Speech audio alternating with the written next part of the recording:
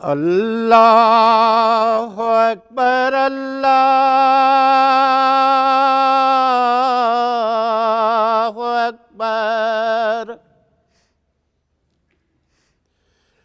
اللہ اکبر اللہ اکبر اشہد ان لا الہ الا اللہ اشہد ان لا الہ الا اللہ اشہد ان محمد رسول اللہ اشہد ان محمد رسول اللہ حی علی الصلاۃ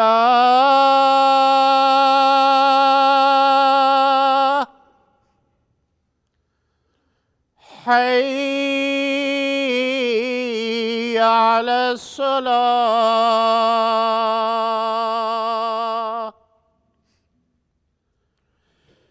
حی علی الفلاح حی علی الفلاح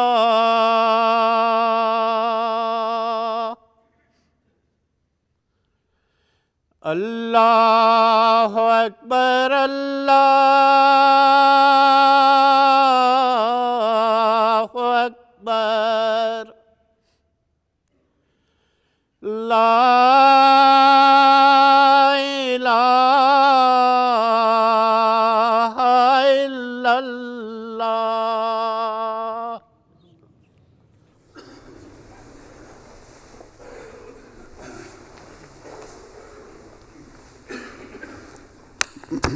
السلام علیکم ورحمۃ اللہ۔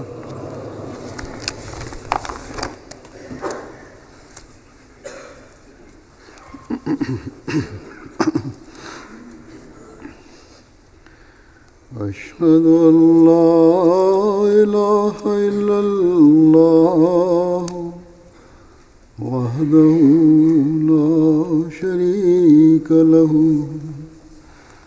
وأشهد أن محمدا عبده ورسوله أما بعد فأعوذ بالله من الشيطان الرجيم بسم الله الرحمن الرحيم الحمد لله رب العالمين الرحمن الرحيم مالك يوم الدين إياك نعبد وإياك نستعين اهدنا الصراط المستقيم صراط الذين أنعمت عليهم غير المغضوب عليهم ولا الضالين۔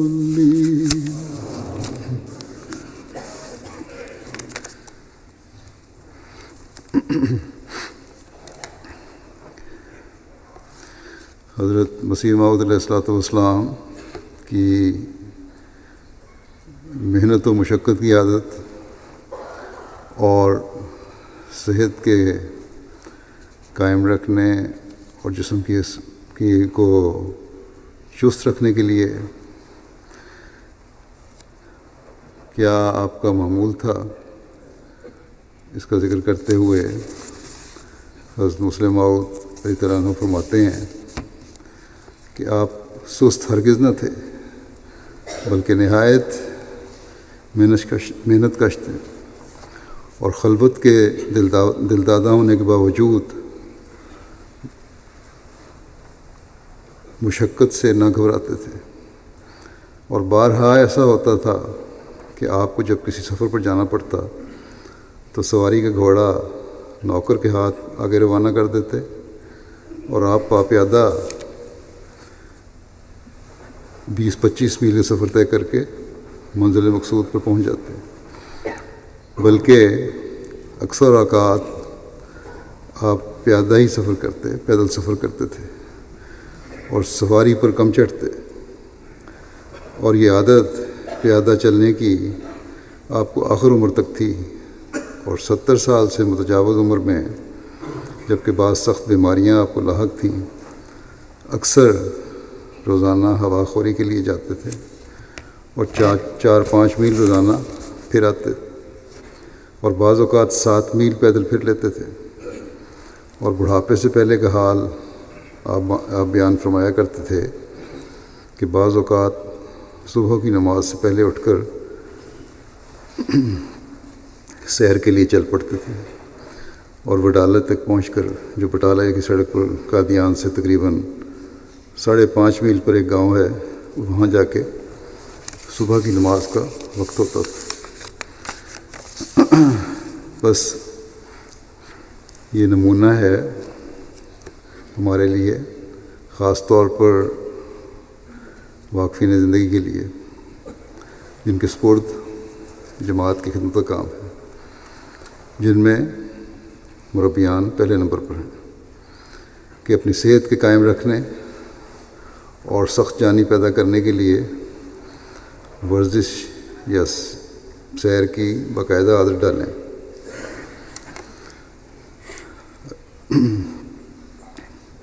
اگر سیر نہیں کر سکتے وقت کی کمی کی وجہ سے یا کسی بھی وجہ سے، تو کچھ وقت ورزش کے لیے ضرور نکالنا چاہیے۔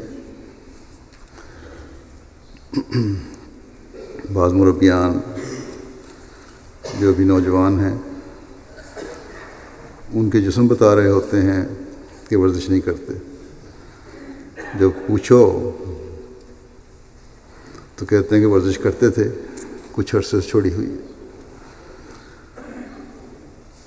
جتنے بڑے کام ہمارے مبلغین کے سپرد ہیں، مربیان کے سپرد ہیں، انہیں اپنے آپ کو چست اور صحت مند رکھنے کے لیے ورزش کی طرف باقاعدہ توجہ دینی چاہیے۔ ہمارے باہر کے جامعات کے مربیان اپنی تعلیم مکمل کر کے کچھ عرصہ ٹریننگ کے لیے ربا بھی جاتے ہیں، وہاں ان کے طبی معائنے بھی ہوتے ہیں۔ ڈاکٹر نوری صاحب جو دل کے اسپیشلسٹ ہیں وہاں، انہوں نے مجھے لکھا کہ ماشاءاللہ ہر لحاظ سے بڑے اچھے مربیان ہیں، لیکن ان میں بہت سے ایسے تھے جو وزن کے لحاظ سے خطرناک حد تک زائد وزن رکھتے ہیں۔ ان کو اس طرف توجہ دینی چاہیے۔ میدان عمل میں جا کر تو اور بھی زیادہ اس لحاظ سے عدم توجہ کا شکار ہو جاتے ہیں۔ بس ایک تو ہمارے مربیان اور واقعین زندگی کو کسی نہ کسی قسم کی ورزش ضرور کرنی چاہیے، اور دوسرے ان مغربی ممالک میں غیر صحت مند غذا بھی بڑی عام ہے، جس کو یہ لوگ خود بھی جنک فوڈ کہتے ہیں۔ اس سے پرہیز کرنا چاہیے، بس اس کا بھی خیال رکھیں۔ اگر اکیلے ہیں، بعض اتنا وقت تو مل ہی جاتا ہے، بعض دفعہ جہاں مشن ہاؤس میں ہیں، اگر فیملیاں نہیں بھی ساتھ، تو تھوڑا بہت کھانا پکانا بھی مربی کو آنا چاہیے۔ بہرحال اس طرف توجہ دینی چاہیے۔ یہ میں صرف آپ کو نصیحت نہیں کر رہا، بلکہ میں خود بھی ورزش کرتا ہوں باقاعدہ اللہ کے فضل سے، سائیکل ایکسرسائز پہ یا دوسری مشینوں پہ. اللہ تعالیٰ ابھی تک تو توفیق دے رہا ہے. بہرحال ہمیں صحت مند واقفین زندگی اور مربیان چاہیے. اس لحاظ سے انہیں اس بات کا خیال رکھنا چاہیے کہ وہ اپنی صحت کے حوالے سے لاپرواہ اور سست نہ ہوں، تاکہ اپنے کام کو آسن رنگ میں سر انجام دے سکیں.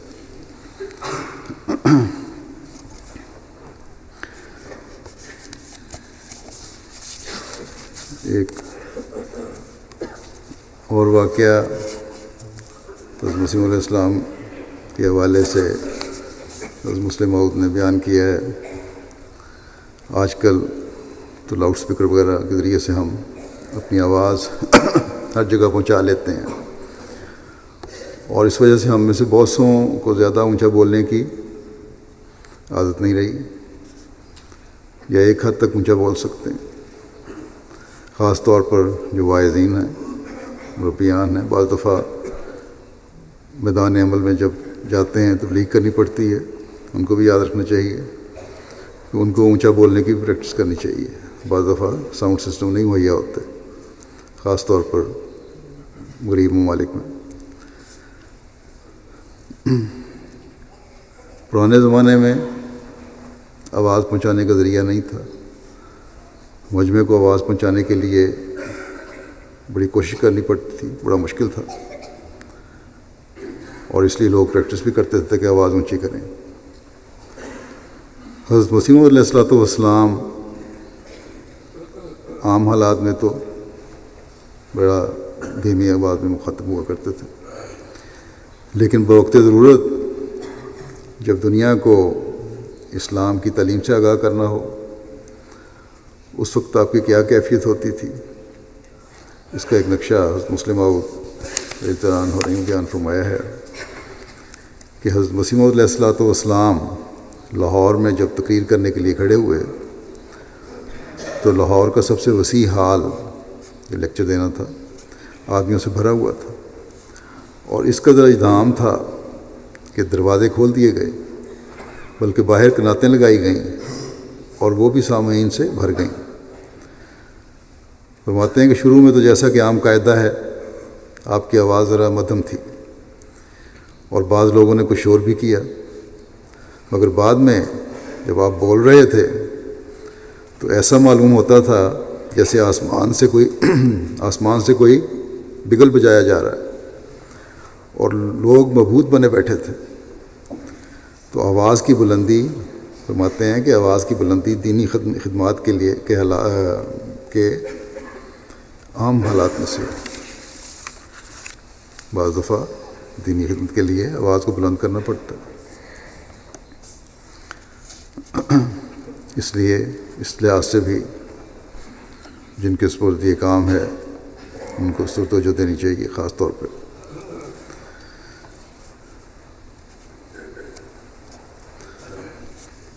بعض دفعہ بعض لوگ بڑی فکر کا اظہار کرتے ہیں کہ ہماری نیکی کی حالت ایک جیسی نہیں رہتی. بڑی فکر ہے، یہ بڑی اچھی بات ہے اس لحاظ سے کہ انسان اپنا جائزہ لیتا رہے کہ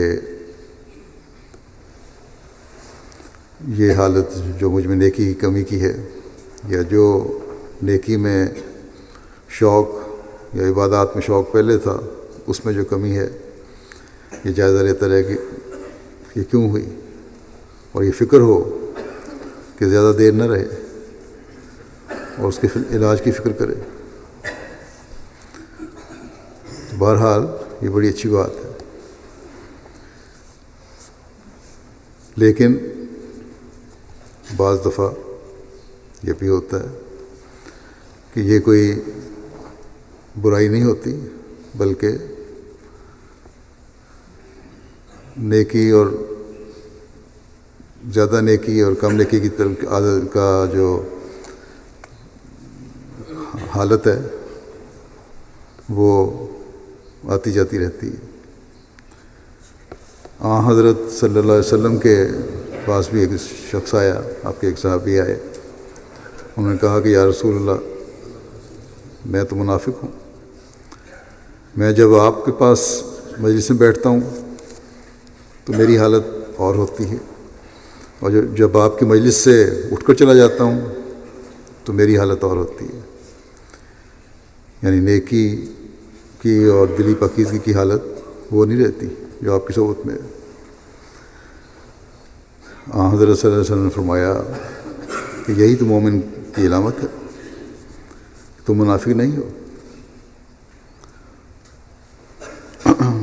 تو حضرت صلی اللہ علیہ وسلم کی صحبت کا جو اثر ہے ظاہر ہے، آپ کی قوت قدسی اور آپ کی صحبت نے وہ اثر تو ڈالنا تھا، اور ڈالا کہ آپ کے پاس بیٹھنے والے جو پاک دل کے ہو کر بیٹھتے تھے، کچھ سیکھنے کے لیے بیٹھتے تھے، اللہ تعالیٰ سے تعلق کے درجے بلند کرنے کے لیے بیٹھتے تھے، ان پہ اثر ہوتا تھا، اور پھر باہر جا کے اس میں کمی بھی ہوتی تھی۔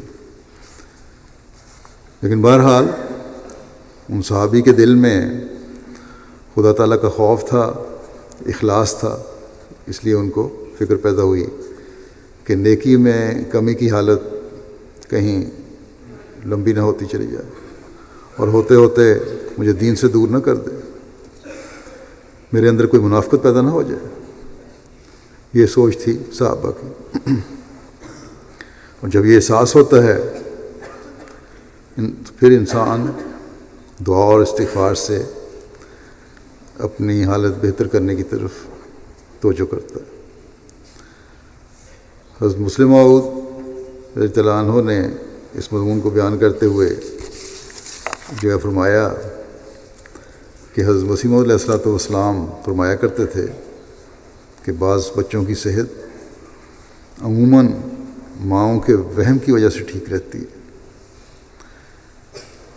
اسے ذرا سے بھی تکلیف ہو بچے کو تو ماں اسے انتہائی سمجھ لیتی ہے، پتہ نہیں کیا ہو گیا، اور اس کا نتیجہ یہ ہوتا ہے کہ وہ اس کا توجہ سے علاج کرواتی ہے، اور بچہ بیماری کے مضمن ہو جانے سے بچ جاتا ہے، زیادہ بڑھنے سے اور خطرناک ہونے سے بچ جاتا ہے۔ لیکن بعض مائیں ایسی ہوتی ہیں جنہیں بچے کی بیماری کا اس وقت علم ہوتا ہے جب وہ مضمن شکل اختیار کر لیتی ہیں اور علاج مشکل ہو جاتا ہے۔ غرض ماں کا وہم بھی بچے کی صحت کے لیے بہت مفید ہوتا ہے۔ حضرت مسلم صاحب فرماتے ہیں کہ ماں کا وہم بھی بچے کی صحت کے لیے بہت مفید ہوتا ہے۔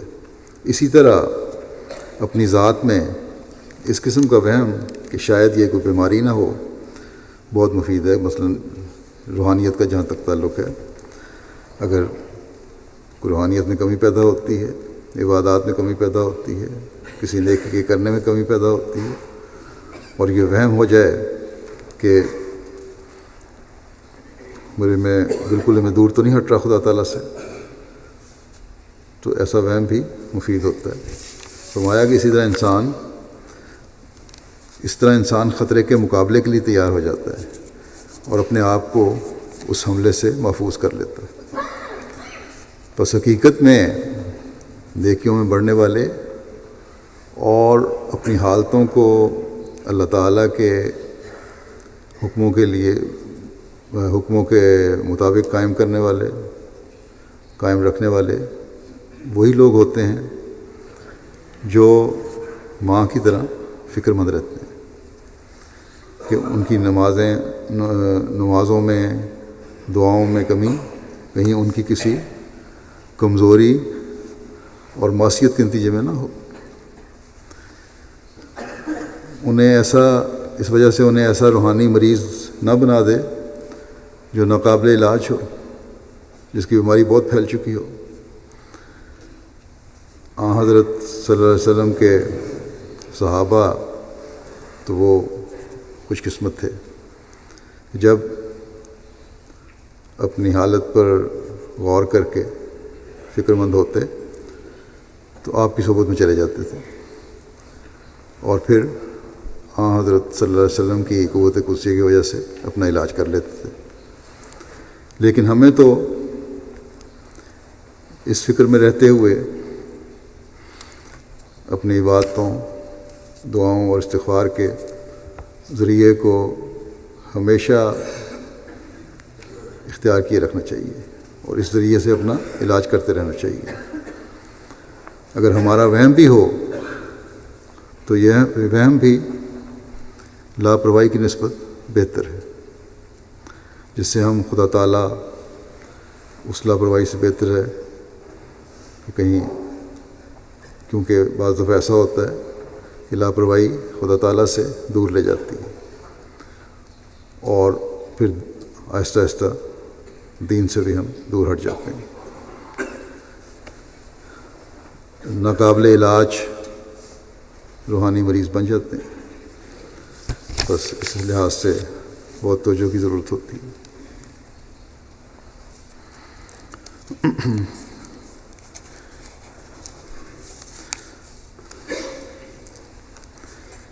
حضرت مسلم موعود رضی اللہ عنہ ایک دفعہ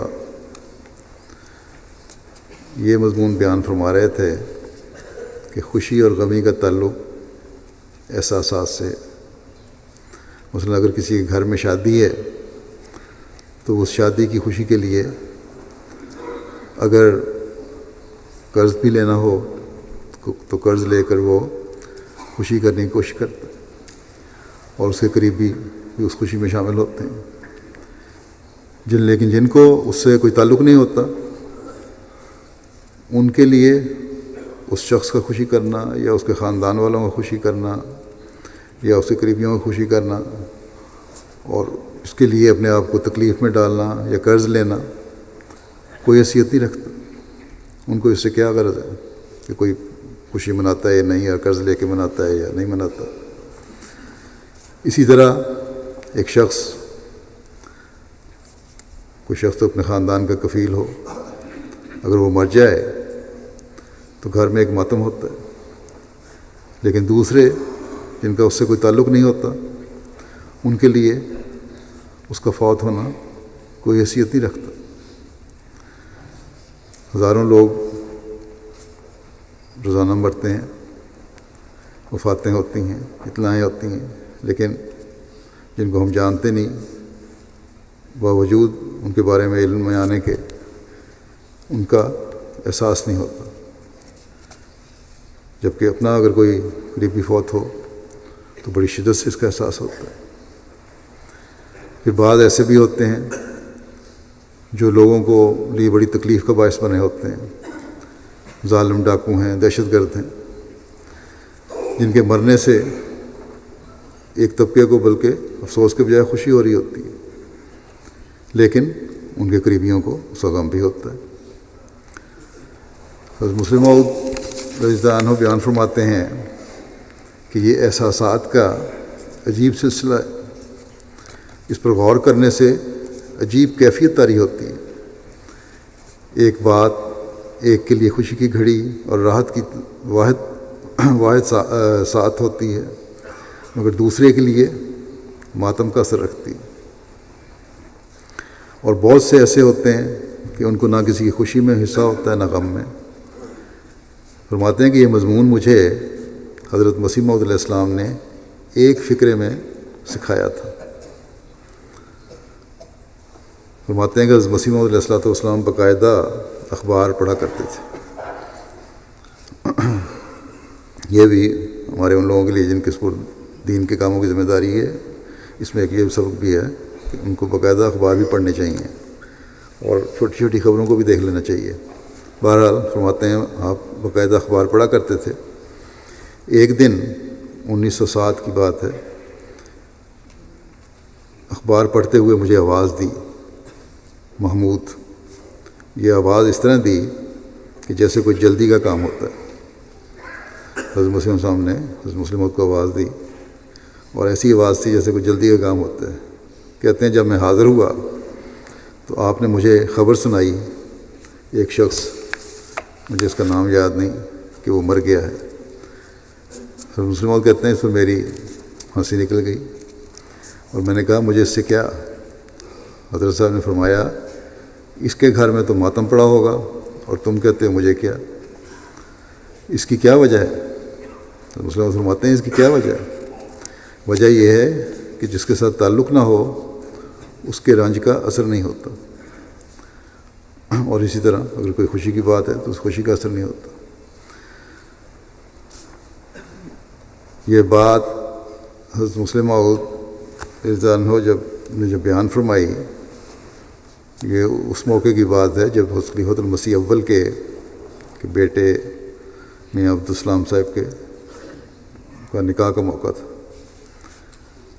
اور پھر حضرت مسلم موعود نے اپنے جذبات کا اظہار اس طرح فرمایا کہ اگر حضرت خلیفۃ المسیح اول زندہ ہوتے تو کس طرح خوشی مناتے، خود کس قدر دعائیں کرتے، اور اس وجہ سے دوسروں کو بھی کس قدر دعاؤں کی تحریک ہوتی۔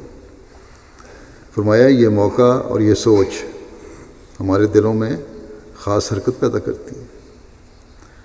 کسی پیارے کے قریبی کے خوشی کا موقع ہو تو یہ خاص حرکت پیدا کرتی ہے، یہ سوچ خاص حرکت پیدا کرتی ہے کس طرح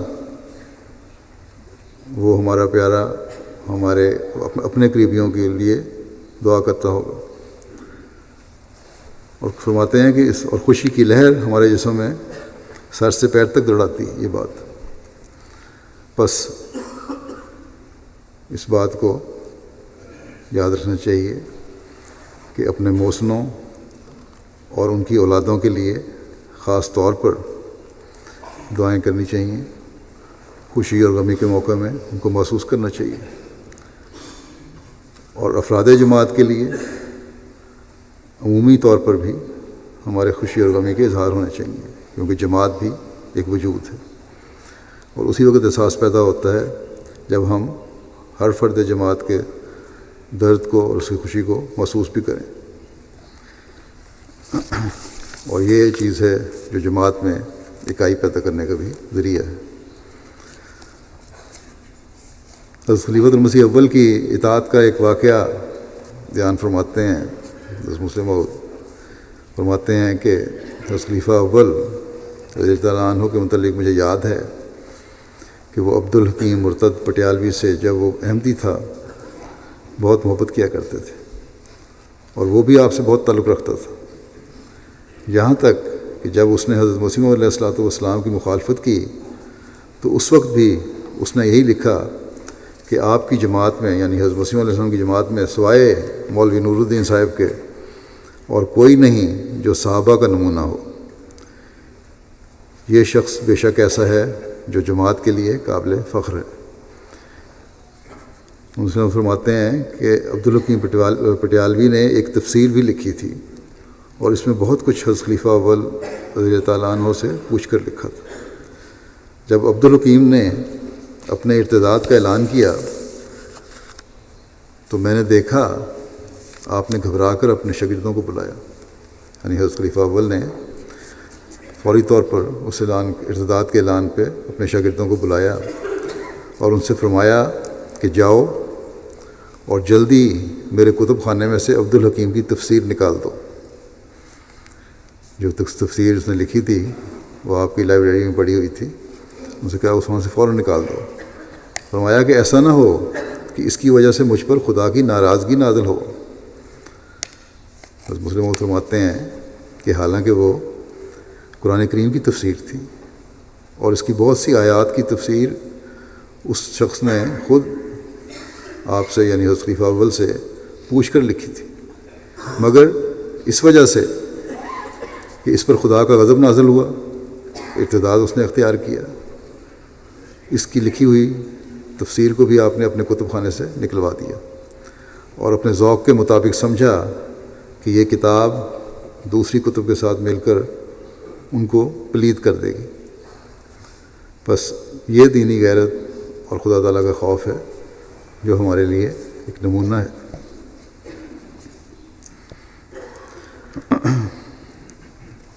پھر بعض لوگ اعتراض کر دیتے ہیں کہ جماعتی طور پر مثلاً کسی کو سزا ملی ہے، جو کسی شخص کے خلاف کارروائی ہوئی ہے، تو وہ کہتا ہے اپنے متعلق کہ میرے خلاف جو فلاں کارروائی ہوئی ہے غلط ہوئی ہے، اور فلاں شخص کے خلاف نہیں ہوئی اور اس کی حمایت کی گئی ہے۔ اس قسم کے اعتراض کوئی نئی چیز نہیں ہے، ہر زمانے میں ایسے اعتراض ملتے ہیں، آج بھی لوگ کرتے ہیں، پہلے بھی کیا کرتے تھے۔ چنانچہ ایسے ہی لوگوں کا ذکر کرتے ہوئے حضرت مسلم موعود رضی اللہ عنہ فرماتے ہیں کہ حقیقت یہ ہے کہ نظام کی درستی کے لیے اتحاد خیالات کا ایک دائرہ ہوتا ہے۔ ہو سکتا ہے کہ ایک اختلاف بڑا نظر آئے، لیکن اگر وہ کسی فتنے کا موجب نہ ہو تو اس اختلاف رکھنے والے کو جماعت میں شامل ہونے کی اجازت دے دی جائے۔ لیکن ایک دوسرا شخص خواہ اس سے کم اختلاف رکھتا ہو، لیکن اس کا اختلاف کسی فتنے کا موجب ہو تو اسے جماعت سے نکال دیا جائے۔ فرماتے ہیں کہ حضرت مسیح علیہ السلام نے ایک دفعہ حضرت مسیح علیہ السلام سے ایک دفعہ ایک دوست نے پوچھا کہ میں ابھی شیعت سے نکل کر شیعہ تھا میں اور شیعت سے نکل کر آیا ہوں، اور حضرت علی رضی اللہ عنہ کو حضرت ابوبکر رضی اللہ عنہ اور حضرت عمر رضی اللہ عنہ سے افضل سمجھتا ہوں، کیونکہ میرے پہ شیعت کا اثر زیادہ ہے۔ بس کیا اس عقیدے کے ہوتے ہوئے میں آپ کی بیعت کر سکتا ہوں؟ حضرت مسیح علیہ السلام نے انہیں لکھا کہ آپ بیعت کر سکتے ہیں، لیکن اس کے مقابلے میں حضرت مسیح علیہ السلام نے ایک دفعہ چند آدمیوں کو قادیان سے باہر چلے جانے کا حکم دیا سزا کے طور پہ، اور ان کے بارے میں اشتہار بھی شائع کیا، مگر وجہ صرف یہ تھی کہ وہ 5 وقتہ نماز میں حاضر نہیں ہوتے تھے، اور بعض ایسے تھے کہ ان کی مجلسوں میں حقہ نوشی اور فضول گوئی کا شغل رہتا تھا۔ حضرت مسلم موعود لکھتے ہیں کہ اب بتاؤ حضرت علی رضی اللہ عنہ کو حضرت ابوبکر رضی اللہ تعالیٰ عنہ سے افضل سمجھنے اور حقہ پینے میں کون سی بات بڑی ہے؟ لازماً ہر شخص یہی کہے گا کہ حضرت علی رضی اللہ تعالیٰ عنہ کو حضرت ابوبکر رضی اللہ تعالیٰ عنہ سے افضل سمجھنا بڑی بات ہے اور حقہ پینا چھوٹی بات ہے۔ مگر حضرت مسیح علیہ السلام نے ایک بڑا اختلاف رکھنے کے باوجود ایک شخص کو اپنی بیعت کی اجازت دے دی، اور حقہ پینے اور ہنسی ٹھٹھے میں مشغول رہنے پر دوسروں کو مرکز سے چلے جانے کی ہدایت فرمائی۔ حالانکہ اب بیان فرماتے ہیں ایک دعوت کے موقع پر خود حضرت مسیح علیہ السلام نے اس کا انتظام کیا تھا۔ چنانچہ ترکوں کا سفیر حسین کامی جب قادیان میں آیا اور اس کی دعوت کا انتظام کیا گیا، حضرت مسلم موعود کہتے ہیں میں تو چھوٹا تھا، مگر مجھے خوب یاد ہے کہ ایک مجلس میں مولوی عبدالکریم صاحب مرحوم نے ذکر کیا کہ یہ لوگ سگریٹ کے عادی ہوتے ہیں، اگر ہم نے کوئی انتظام نہ کیا تو اسے تکلیف ہوگی۔ حضرت مسیح علیہ السلام نے فرمایا کوئی حرج نہیں، کیونکہ یہ ایسی حرام چیزوں میں سے نہیں جیسے شراب وغیرہ ہوتی ہیں، بس آپ نے وہ چیز جو اس قسم کی حرمت نہیں رکھتی جیسی شراب اپنے اندر حرمت رکھتی ہے، استعمال کرنے پر تو ایک شخص کو جماعت سے خارج کر دیا۔ اور وہ جس نے یہ کہا تھا کہ میں حضرت ابوبکر رضی اللہ تعالیٰ عنہ سے حضرت علی کو افضل سمجھتا ہوں، باوجود اس کے کہ حضرت مسیح علیہ السلام کا اپنا عقیدہ یہ تھا کہ حضرت ابوبکر رضی اللہ تعالیٰ عنہ حضرت علی رضی اللہ عنہ سے افضل ہیں، اسے بیعت کرنے کی اجازت دے دی۔ اب فرماتے ہیں کہ در حقیقت بعض باتیں وقتی فتنے کے لحاظ سے بڑی ہوتی ہیں، حالانکہ وہ اصل میں چھوٹی ہوتی ہیں، اور بعض باتیں وقتی فتنے کے لحاظ سے چھوٹی ہوتی ہیں، حالانکہ اصل میں بڑی ہوتی ہیں۔ بس وقتی فتنے کے لحاظ سے کبھی بڑی بات کو نظر انداز کر دیا جاتا ہے اور چھوٹی بات پر ایکشن لے لیا جاتا ہے، مگر ان لوگوں نے جو اعتراض کرنے والے ہیں کبھی عقل سے کام نہیں لیا، ان کا مقصد صرف اعتراض کرنا ہوتا ہے۔ بہت سارے لوگ دوسرے بھی لکھ کہہ دیتے ہیں کچھ حمایتی پیدا ہو جاتے ہیں ان کے، جن کو سزا ملتی ہے، ان کو پتہ نہیں ہوتا کہ اصل بات کیا ہے، کس وجہ سے مل رہی ہے.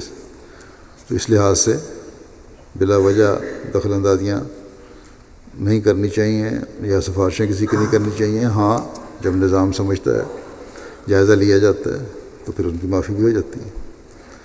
اس قسم کے معترضین جیسے کہ میں نے کہا آج کل بھی ہیں، غلط کام کرتے ہیں، سزا ملے تو بجائے اصلاح کے مزید نظام کے خلاف بھی بولتے ہیں.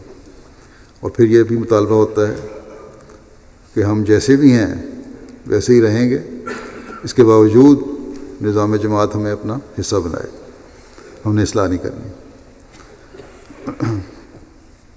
یہاں دوبارہ بھی واضح کر دوں کہ حضرت مسیح موعود علیہ السلام نے بے شک ترک سفیر کے لیے تو اس کی ضرورت کی چیز منگوا دی جو حرام تو نہیں، جیسا کہ واقعہ میں بھی لکھا ہوا ہے، لیکن حضرت مسیح موعود علیہ السلام کو حقہ نوشی وغیرہ بڑی ناپسند تھی، اور بعض دفعہ آپ نے بڑی نفرت کا اظہار کیا اس سے.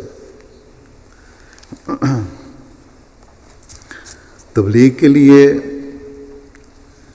کیا ذرائع استعمال کرنے چاہیے اور کس طرح کرنی چاہیے، اس بارے میں ایک موقع پر حضرت مسلم موعود رضی اللہ عنہ نے فرمایا کہ اس وقت نظارت دعوت و تبلیغ پمفلٹ کے ذریعے تبلیغ کرتی، پمفلٹ تقسیم کیے جاتے ہیں، بروشر تقسیم کیے جاتے ہیں، لیکن پمفلٹ ایسی چیز ہے جس کا بوجھ زیادہ دیر تک نہیں اٹھایا جا سکتا. آپ لکھتے ہیں، فرماتے ہیں کہ حضرت مسیح موعود علیہ السلام کے زمانے میں تبلیغ اشتہارات کے ذریعے ہوتی تھی. وہ اشتہارات 2-4 صفحات پر مشتمل ہوتے تھے اور ان سے ملک میں تہلکہ مچ جاتا تھا. ان کی کثرت سے اشاعت کی جاتی تھی. اس زمانے کے لحاظ سے کثرت کے معنی 1-2 ہزار کی تعداد کے ہوتے تھے. بعض اوقات 10-10 ہزار کی تعداد میں بھی اشتہارات شائع کیے جاتے تھے. لیکن فرماتے ہیں اب ہماری جماعت 20 گنے زیادہ ہے. اب اشتہاری پروپیگنڈا یہ ہوگا کہ اشتہارات 50-50 ہزار بلکہ لاکھ کی تعداد میں شائع ہوں. پھر دیکھو کہ اشتہارات کس طرح لوگوں کی توجہ کو اپنی طرف کھینچ لیتے ہیں. اللہ تعالیٰ کا فضل ہے، اب تو بعض جگہ بعض خبریں ملینز تک پہنچ جاتی ہیں، کئی لاکھ پہنچ جاتی ہیں، اور اس کا اثر دوسرے ملکوں بھی ہوتا ہے. اب امریکہ سے ہی ایک اطلاع تھی کہ سویڈن میں کہ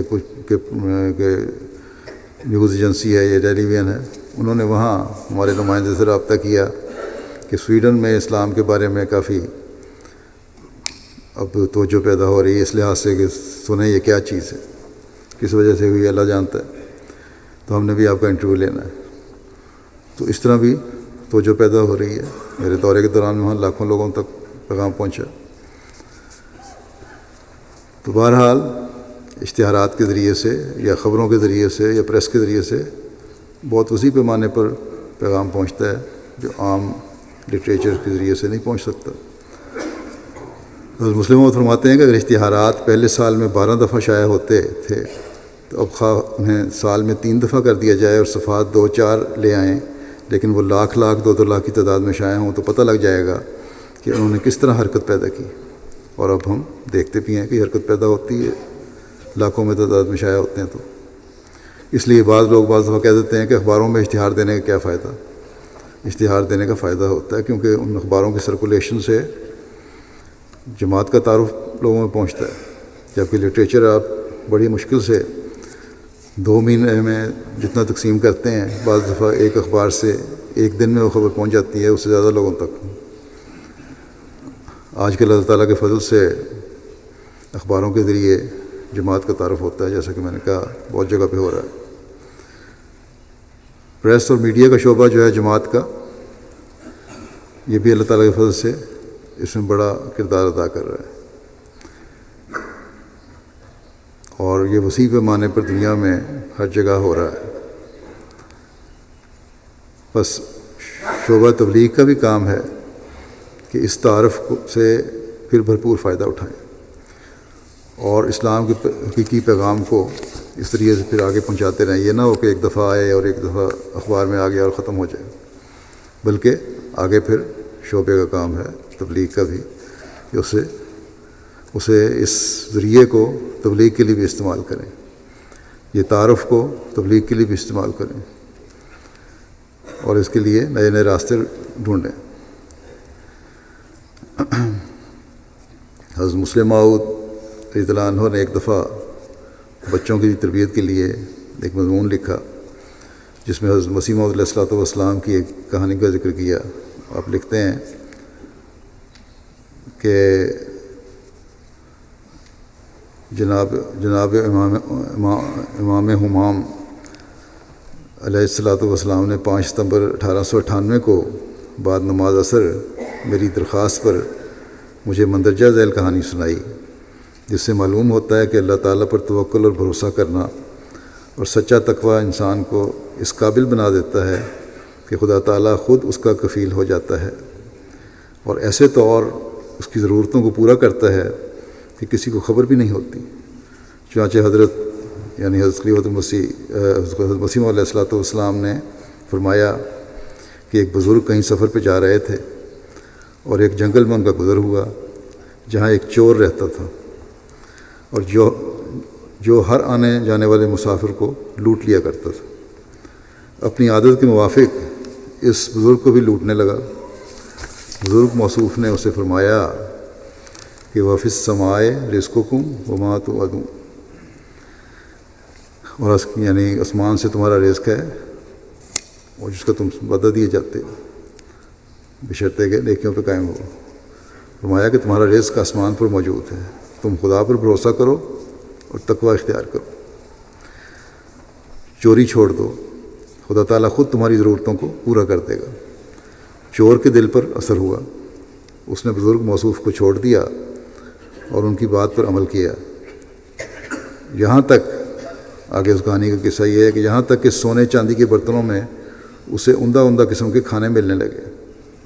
کہاں تو وہ چوریاں کیا کرتا تھا، کہاں چوری چھوڑ کے جب توکل کیا اللہ تعالیٰ پر تو کہانی یہ ہے کہ سونے چاندی کے برتنوں میں اسے کھانا ملنے لگا. وہ کھانے کھا کر برتنوں کو اپنی جھونپڑی کے باہر پھینک دیتا تھا. اتفاقاً پھر وہی بزرگ کبھی ادھر سے گزرے تو اس چور نے جو بڑا نیک بخت اور متقی ہو گیا تھا اس بزرگ سے ساری کیفیت بیان کی اور کہا کہ مجھے کوئی اور آیت بتلاؤ. تو بزرگ موصوف نے فرمایا کہ فَوَرَبِّ السَّمَاءِ وَالْأَرْضِ إِنَّهُ لَحَقٌّ، یعنی آسمان اور زمین کے رب کی قسم یقیناً یہ حق ہے. یہ پاک الفاظ سن کر اس پر ایسا اثر ہوا کہ خدا تعالیٰ کی عظمت و جلال کا خیال کر کے تڑپ اٹھا اور اسی میں جان دے دی. تو یہ ایک بچے کو کہانی سنائی حضرت مسیح علیہ الصلوۃ والسلام نے 8-10 سال کے، اور پھر وہ آگے بچوں کو ہی کہہ رہے ہیں مضمون میں کہ تقوی اختیار کرنے سے کیسی دولت نصیب ہوتی ہے، کہ وہ خدا تعالیٰ جو زمین اور آسمان کے رہنے والوں کی پرورش کرتا ہے کیا اس کے ہونے میں کوئی شک ہے؟ وہ پاک اور سچا خدا ہے جو ہم سب کو پالتا ہے پوستا ہے. بس اسی خدا سے ڈرو، اس پر بھروسہ کرو اور نیک بختی اختیار کرو. یہ حضرت مسیح علیہ السلام کے زمانے میں بچوں کے یہ حالت تھی کہ ان کو یہ سبق دیے جاتے تھے جو آج کل کے بڑوں کے لیے سمجھنے میں مشکل ہے. بس ہمیشہ ہمیں ہر ایک کو یاد رکھنا چاہیے کہ تقوی پہ چلنے کی کوشش کریں اور اللہ تعالیٰ کی ذات کو پر اتنا یقین ہو اور اس پر قائم ہوں کہ وہی ہے جو ہماری پرورش کرنے والا ہے، وہی ہے جو ہمیں پالتا پوستا ہے اور اس میں کوئی شک نہیں ہے. وہی پاک اور سچا خدا ہے اور اسی سے ہمیں ڈرنا چاہیے اور اسی سے ہر وقت ہمیں مانگنا چاہیے اور اسی کے آگے ہمیں جھکنا چاہیے اور اسی پر ہمیں ہمیشہ بھروسہ کرنا چاہیے. اور یہی نیکی ہے جو ایک مسلمان کے لیے اختیار کرنا ضروری ہے، جس پر ایمان لانا ضروری ہے اور جس پر عمل کرنا ضروری ہے. بس بڑوں کے لیے بھی اس کی بچوں سے زیادہ اہمیت ہے اس سبق کی آج کل کے دور میں جب ہم ان باتوں کو بھولتے جا رہے ہیں اور تقویٰ سے بعض لوگ دور ہٹ جاتے ہیں اور اللہ تعالیٰ پہ بھروسے کے بجائے لوگوں پہ بھروسہ زیادہ ہو جاتا ہے، ان کو یاد رکھنا چاہیے کہ اصل بھروسہ خدا تعالیٰ کی ذات پر ہونا چاہیے۔ بس اللہ تعالیٰ کرے کہ ہم سب میں یہ تقویٰ پیدا ہو۔ نماز کے بعد میں 2 جنازے غائب پڑھاؤں گا۔ ایک جنازہ ہے مکرم الحاج ڈاکٹر ادریس بنگورہ صاحب، نائب امیر اول سیرا لیون کا، جو 3 مئی 2016 کو مختصر عدالت کے بعد وفات پا گئے تھے۔ انا للہ و انا الیہ راجعون۔ آپ نے بو شہر میں اسکول میں دوران تعلیم احمدیت قبول کی۔ 1966 میں مجلس عاملہ کے ممبر بنے اور تا وفات کسی نہ کسی عہدے پر جماعتی خدمت کی توفیق پائی۔ لمبا عرصہ بطور ڈپٹی امیر اول خدمات میں جا لا رہے تھے، کامیاب مبلغ تھے۔ بہت سے لوگوں کو آپ کے ذریعے احمدیت قبول کرنے کی توفیق ملی۔ مسجد سے گھر دور ہونے کے باوجود فجر اور مغرب و عشاء کی نمازیں مسجد میں آ کر ادا کیا کرتے تھے۔ چھٹی والے دن صبح سے عصر تک وقت مسجد میں گزارتے اور قرآن شریف کی تلاوت اور نوافل میں وقت صرف کرتے۔ نماز جمعہ کے پابند اور MTA اور خلیفہ وقت خطبہ بڑی باقاعدگی سے سنتے۔ ہر وقت حضرت مسیح موعود علیہ السلام کی کوئی نہ کوئی کتاب زیر مطالعہ رکھتے۔ مدد کے طالب ہر شخص کی مدد کرتے۔ پیشہ کے لحاظ سے میڈیکل ڈاکٹر تھے، لیکن اس کے باوجود جماعت کے لیے ہمہ وقت زندگی انہوں نے ایک لحاظ سے وقفی کی ہوئی تھی۔ عقیل احمد صاحب ریجنل مشنری بول نے لکھا ہے کہ کسی بھی وقت احباب جماعت مدد کی درخواست لے کر آتے اور بجٹ میں گنجائش نظر نہ آتی تو آپ ایسے لوگوں کو، یعنی مشنری کے پاس جب درخواست لے کے آتے تو مشنری ایسے لوگوں کو ڈاکٹر صاحب کے پاس لے جاتے۔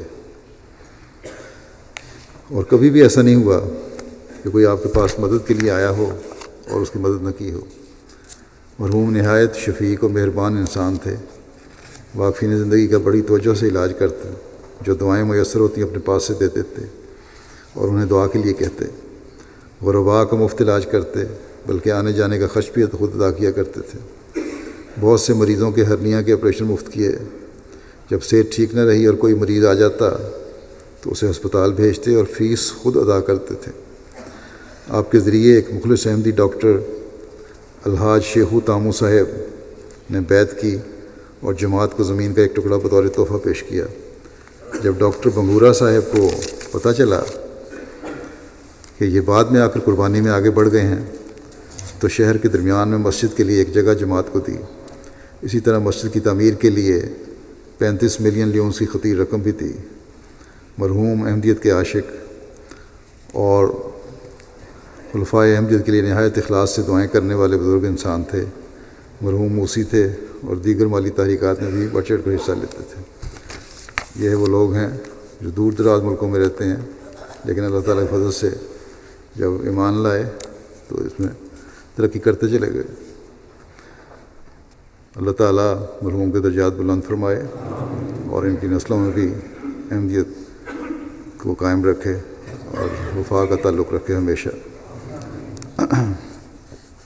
دوسرا جنازہ ہے مکرمہ منصورہ بیگم صاحبہ علیہ خالد سیف اللہ خان صاحب، نائب امیر آسٹریلیا کا، جو 21 جولائی 2016 کو آسٹریلیا میں وفات پا گئیں۔ انا للہ و انا الیہ راجعون۔ آپ نمازوں کے پابند، دعا گو، تہجد گزار، احمدیت کے لیے غیرت رکھنے والی، خلافت سے انتہائی پیار کا تعلق رکھنے والی نیک بزرگ خاتون تھیں۔ ہسپتال میں بھی نماز کی فکر رہتی تھی اور نماز بھول جاتی تھیں آخری بیماری کی وجہ سے، تو اپنے خاوند کو کہا کہ میرے ساتھ دہرا لیا کریں، پڑھ لیا کریں۔ آپ کو بطور صدر لجنہ اماء اللہ آسٹریلیا اور صدر لجنہ اماء اللہ لیبیا، جس طرح پاکستان میں تربیلا اور حلقہ سول لائن لاہور میں خدمت کی توفیق ملی۔ اپنی ٹیم بنا کے کام کیا کرتی تھیں۔ قرآن کریم سے پیار تھا، باقاعدگی سے تلاوت کیا کرتی تھیں۔ بچوں کے علاوہ، اپنے بچوں کے علاوہ غیر احمدی بچوں کو بھی قرآن کریم پڑھانے کی توفیق ملی۔ مرحومہ موسیہ تھیں، بڑی فکر سے اپنا چندہ عطا کیا کرتی تھیں۔ حصہ جائیداد اور حصہ آمد جولائی 2016 تک ادا شدہ تھا۔ اس ماندگان میں خاوند کے علاوہ 2 بیٹے اور 3 بیٹیاں یادگار چھوڑی ہیں۔ سبھی مختلف رنگ میں خدمت دین میں مصروف ہیں۔ ایک بیٹے ان کے یہاں رہتے ہیں، عمر خالد صاحب، اور لندن کے ایک حلقے کے صدر جماعت بھی ہیں۔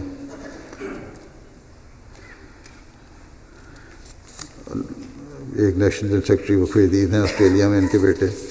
اللہ تعالیٰ مرحومہ کے درجات بلند فرمائے اور مغفرت و رحم کا سلوک فرمائے، ان کی نسلوں میں بھی ہمیشہ اخلاص و وفا قائم رہے۔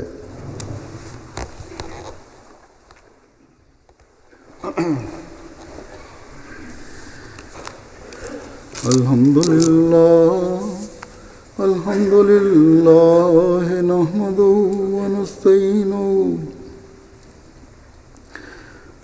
الحمد للہ نحمدہ ونستعینہ ونستغفرہ ونؤمن بہ ونتوکل علیہ ونعوذ باللہ من شرور انفسنا ومن سیئات اعمالنا من یہدہ اللہ فلا مضل له ومن يضلله فلا هادي له ونشهد أن لا إله إلا الله ونشهد أن محمدا عبده ورسوله عباد الله رحمكم الله إن الله يأمر بالعدل والإحسان وإيتاء ذي القربى وينهى عن الفحشاء والمنكر والبغي يعظكم لعلكم تذكرون اذكروا الله يذكركم وادعوه يستجب لكم ولذكر الله أكبر